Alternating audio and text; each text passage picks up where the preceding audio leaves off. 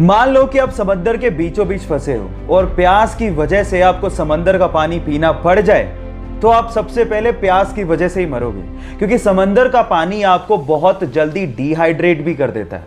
कितनी अजीब बात है कि चारों तरफ पानी है, फिर भी आपकी प्यास बुझ ही नहीं सकती।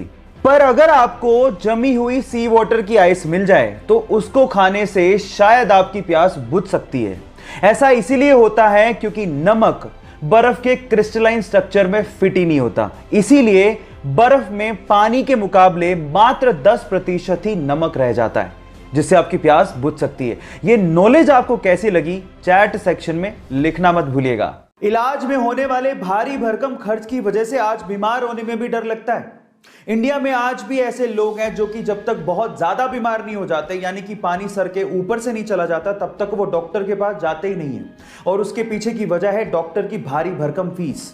लेकिन अगर मैं आपसे कहूं कि इस इंडिया में एक ऐसी डॉक्टर भी हैं जो मात्र 10 रुपए में इलाज करती हैं, जी हां गाइस, आप ठीक सुन रहे हैं, मात्र 10 रुपए में। उनका नाम है नूरी प्रवीण, डॉक्टर नूरी प्रवीण। वो आंध्र प्रदेश के कुडपा जिले में अपना क्लिनिक चलाती है और उनका सपना है कि एक दिन वो बहुत बड़ा अस्पताल खोलें और उसमें भी मात्र 10 रुपए में चेकअप करें।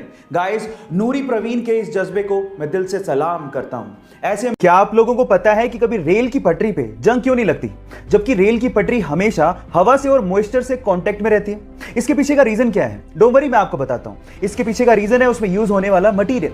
एक्चुअली रेल की पटरी स्टील प्लस मैंगलोय से बनाई जाती है। इसके कॉम्बिनेशन को हम लोग मैंगनीज स्टील या फिर हेड फील्ड स्टील भी कहते हैं। इसमें स्टील के साथ साथ 12% तक मैंगनीज और लगभग 1% कार्बन होता है, और इसी मिक्सचर की वजह से स्टील का ऑक्सीडेशन प्रोसेस बहुत ज्यादा स्लो हो जाता है, जिसकी वजह से पटरी पे सालों साल जंग लगती नहीं। क्या ये फैक्ट इसके पहले तक आपको पता था? और अगर नहीं पता था तो चैट सेक्शन में लिखना मत भूलिएगा। अगर किसी होटल के रूम में या फिर किसी चेंजिंग रूम में हिडन कैमरा लगा हो तो वो हमारे लिए बहुत बड़ी मुसीबत बन सकता है। अब प्रॉब्लम यह है कि ये कैमरास इतने छोटे होते हैं कि हमारी नेकेड आई से हम इसे देख ही नहीं सकते।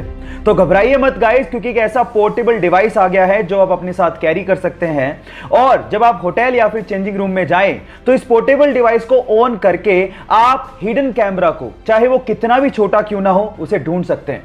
ये लेजर एलईडी टेक्निक पे काम करता है। जैसे आप इसे ऑन करते हैं और आंख पे लगाते हैं तो वो किसी भी हिडन कैमरा को ब्लिंक करता हुआ दिखा देता है। हिडन कैमरा चाहे ऑन हो या ऑफ, ये डिटेक्टर फिर भी उसे डिटेक्ट कर लेता है। इस टेक्नोलॉजी के बारे में जानकर आपको कैसा लगा, चैट सेक्शन में लिखना मत भूलिएगा। अगर आप किसी घड़ी के शोरूम में जाएं या फिर ऑनलाइन घड़ी खरीद रहे हो तो आप गौर करिएगा कि ज्यादातर घड़ियों में बाय डिफॉल्ट 10:10 का टाइम सेट किया हुआ होता है। ऐसा क्यों होता है, क्या आप ये बात जानते हैं? डोंट वरी, मैं आपको बताता हूं। उसके पीछे का पहला रीजन है कंपनी का लोगो, जो कि 12 के जस्ट नीचे होता है। अब जब सुइयों की पोजीशन ऐसी है तो वो लोगो आसानी से विजिबल होता है।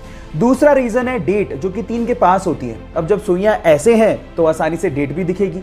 अब आप लोग कहेंगे कि ये दोनों चीजें तो 8:20 की पोजीशन पे भी दिखाई देंगी, लेकिन मैं आपको बता देता हूं कि 8:20 की जो पोजीशन है उसमें हमें सैड इमोजी बनता हुआ दिखाई देता है। इस वजह से ज्यादातर कंपनियां 8:20 को बाय डिफॉल्ट सेट नहीं करती। क्या इसके पहले तक 10:10 की मैजिकल सेटिंग आप जानते थे? और अगर नहीं जानते थे तो चैट सेक्शन में लिखना मत भूलिएगा।